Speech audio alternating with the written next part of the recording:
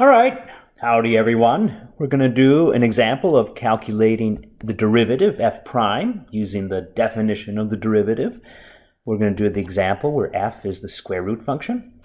And remember, the definition of the derivative is here. It's the limit as h goes to 0 of f of x plus h minus f of x all over h. All right, so let's turn to the example.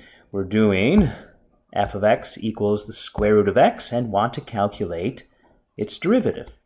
So from the definition, f prime at x is the limit as h goes to 0 of f of x plus h minus f of x all over h.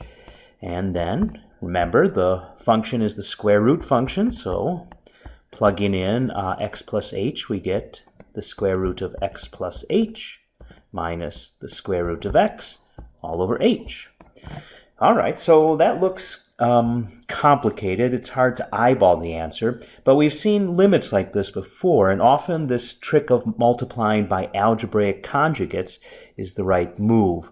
So the algebraic conjugate is the square root of x plus h plus the square root of x all over the square root of x plus h plus the square root of x. Since those cancel, that's just multiplying by 1, so I haven't changed anything.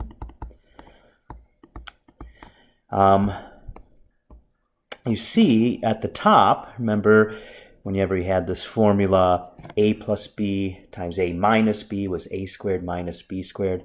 So anyway, you'll get the square root of x plus h squared, so that'll just be x plus h, and then minus the square root of x squared, so that'll just be x. And then in the denominator, you have an h times the square root of x plus h plus the square root of x.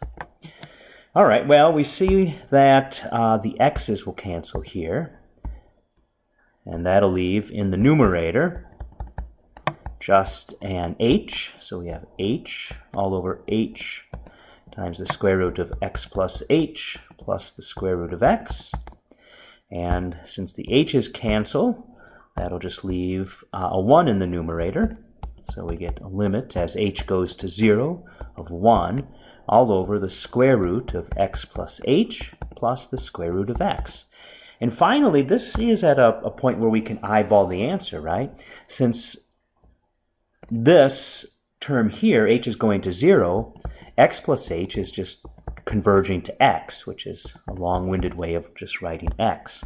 So you can just eyeball the answer here and get 1 over the square root of x plus the square root of x. And it would be weird not to simplify that as 1 over 2 times the square root of x. And that's the answer. All right, ciao.